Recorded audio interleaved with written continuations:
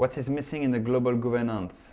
I think today the food global governance is driven by many different bodies.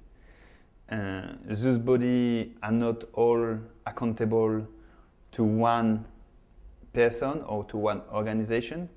They are not also accountable to citizens. It's becoming more and more the civil society organization, farmers organization, peasant organization, and so on are more and more involved. But they are involved on their own capacities. They are not involved based on any type of support that they could receive to participate, which means that it undermines a little bit the participation. And also I think that in the last 3 to 4 decades, there have a lot of new bodies which have emerged, linked to the liberalization agenda, to the consensus of Washington and so on, and which took more and more responsibility without necessarily having a clear mandate and clear role. And I think that the lack of mandate or of role given by international community is becoming a problem today, because you have some organisms who have some capacity to take some decision or to develop some vision, and the body who has a capacity to implement is as some other body which are not accountable to anybody. So basically we have a big puzzle with many organizations today. Not necessarily all those organizations have the same vision, are looking in the same direction. They don't have necessarily the same agenda, and they are driven by some interests which are a little bit dispersed. So I think it's really time to try to reform this system a little bit, reform this system into the perspective of ensuring that when we are speaking about food security global governance, we are speaking about a global public goods for all the population in the world, and not for some specific interest for some person or some interest or another.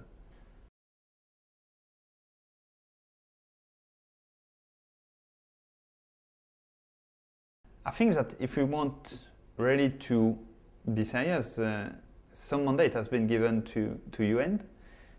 UN, even if they can be better organized and more efficient, remains the more democratic area in terms of cross-cutting governance, global governance. And so I think it's really time maybe to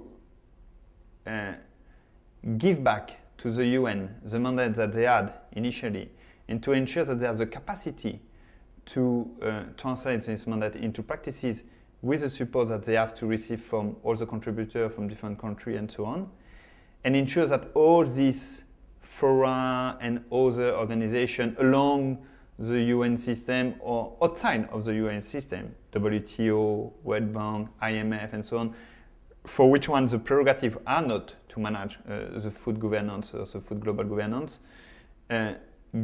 stop to take responsibilities that they do not have. So basically, main reform for me would be give back responsibility to UN, ensure that they have the mandate, ensure that they have the responsibility, but also ensure that the UN will be organized in such manner that they will be efficient and with clear role and responsibility within the UN organization as such. But of course, if they have a mandate, they can't work as they have been working this last decade, and they need to ensure that they will be more open and more open to civil society participation particularly.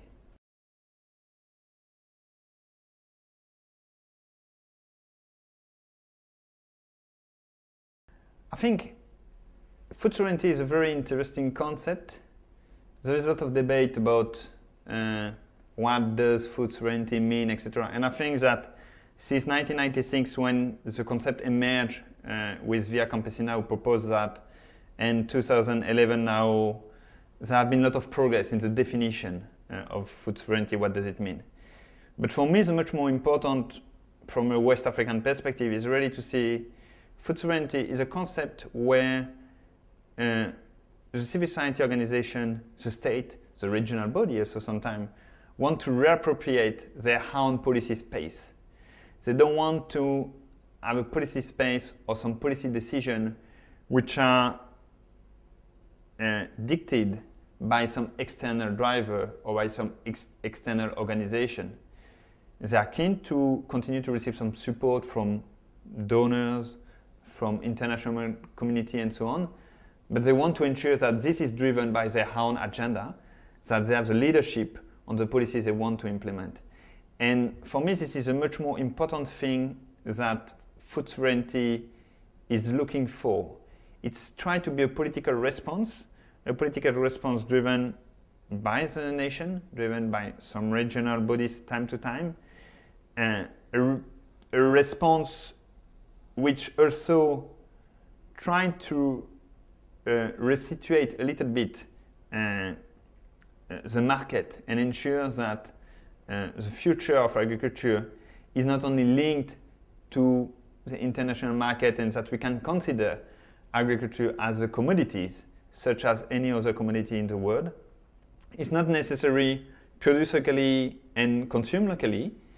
You can continue to trade, but first ensure that you can secure the food of your population, which is a right for the population and which is also an obligation for the country and for the state to ensure that population is able to eat enough on a daily basis. So I think that really after years of liberalization, after years where the policy space has been reducing, be able to claim again that we have the right to make a mistake, but let us make a mistake by choosing the policies that we want to choose is something which is very powerful, and this is the main understanding for me of how sovereignty can help the country to respond to the food insecurities that they have in their own country, and not only be reliable on international market, which clearly demonstrated its limit in 2008 and 2010 food crisis.